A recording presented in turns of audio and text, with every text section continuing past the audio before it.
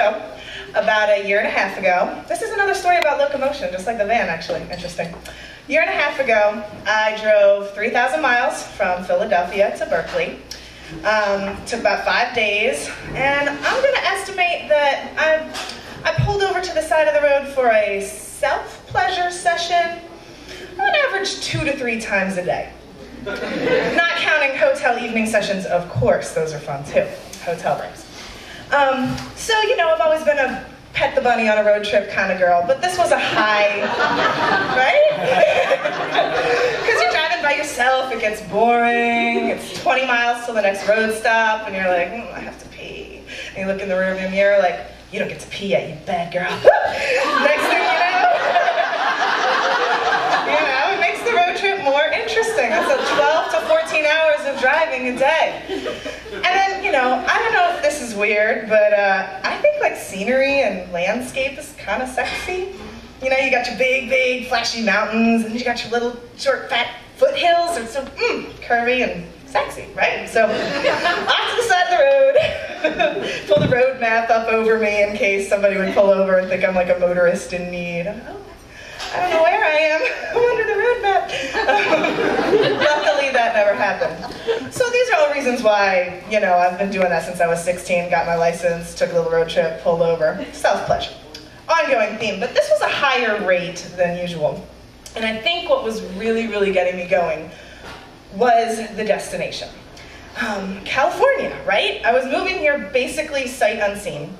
So all I had to go on were ideas and stereotypes and images that basically I was directing my car to the holy land of freaks and queers. And, so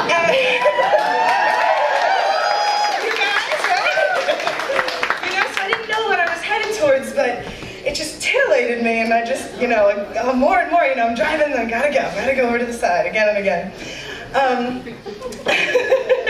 You know, I just felt like, you know, I was driving away from the sexual hang-ups and limitations. Like, I just gave all my winter coats and my sweaters and everything to Goodwill and just leave all that stuff behind, you know, right along with the Goodwill pile. Like, things I couldn't do before, I can do now. I'm going there. So, you know, I got to Nevada, the land of legalized prostitution, and I thought, well, you know, I've never been one to hate on sex workers, but I've been a little bit judgy towards people who pay for sex. Well, let me take care of this right now. Headed into the Pussycat Ranch in Winnemucca, Nevada. They didn't actually, they gave me a sody pop and said, are you old enough to be here, little girl? I was like, okay, on to California, woo! Because I got over my shit. I don't know what was up with that. So, I got here, and it didn't slow down. Because now I'm here, I'm amongst you all. And I'm like swimming in this aquarium of liberated people, and I'm thinking, all the things I've ever wanted to do that I couldn't ask is like basic 3rd grade sex ed here or something. So, you know, the guy that's delivering my mail, the person who's like cooking my pizza, I'm just like, ooh, it's exciting. And I'd have to run right home and do myself. And then I got to thinking that this was actually kind of a clever strategy. Because, you know, someday if I was thinking, I'm hoping to meet and go head-to-head with one or multiple local Californians. Well, I don't want them to blow my mind and then think it's all them and that they gave me this sexual liberation, right? I gotta do it for myself so I can really meet someone eye to eye and say, yeah, I know what I like. I'm freaky on my own. So this led to a lot of solo adventures, you know, stuff like pulling my own hair, talking dirty to myself. Y'all act like you know. You know, duct taping my hands behind my back and then trying to figure out how to get down on it. It's not logical, but you know, you make it work. There was the time my next door neighbor caught me in the backyard hula hooping with like a cheerleading uniform on. And I think she wanted to borrow a cup of sugar or something, but we shared some eyes. I don't think she knew what she had caught me doing, but she's like, gotta go. And then of course there was the time I had to call my BFF and say, hi. I lost something. I actually lost a vibrating something up my ass. So I just wanted to tell someone, but if I can't get it out of there, you're gonna have to come over. In case any of you all didn't know, flared bases, that's not just like a thing they make up.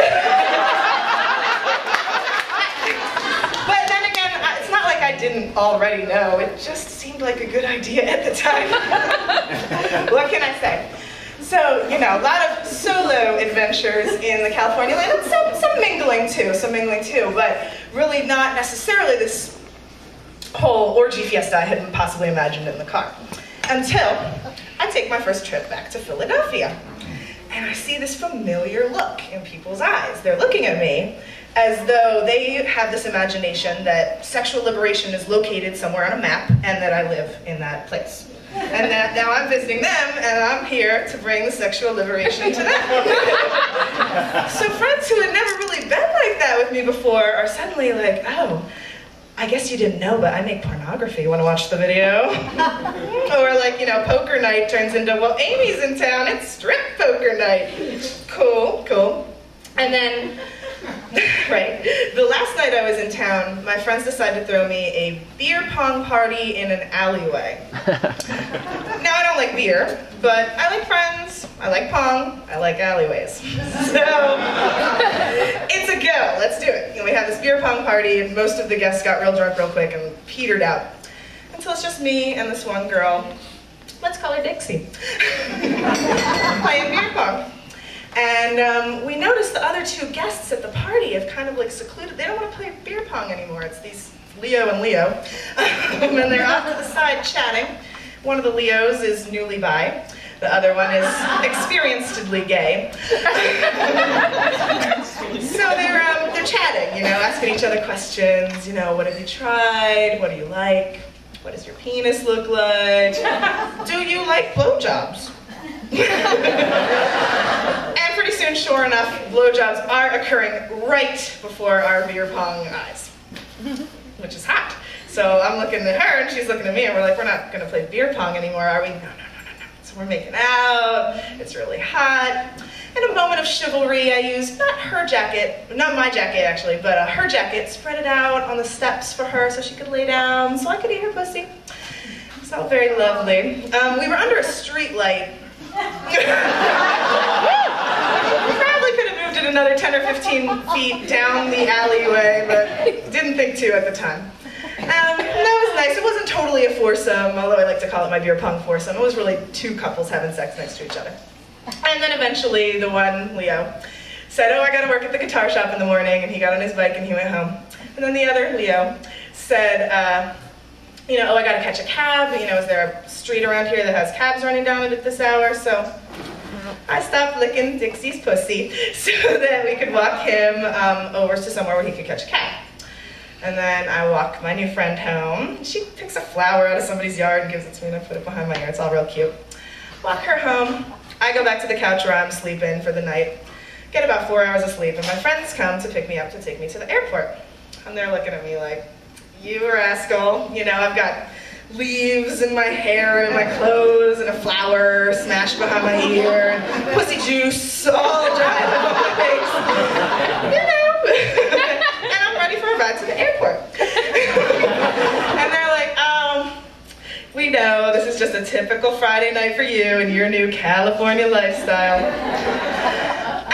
And I didn't really want to say they were wrong. I didn't really think they were wrong. Because after I started to think about it, I'm like, you know, I've had my mind opened to so many things since I got here. I mean, clown dominatrixes who tell religious jokes. I've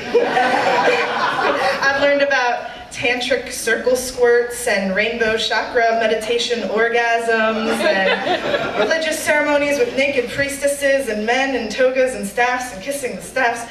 I've seen a bit in a year and a half. I'm really, wow.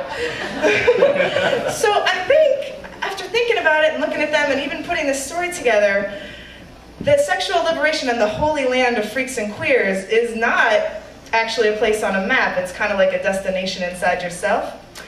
And so even though my road trip is over, I'm still moving in that direction. Thank you.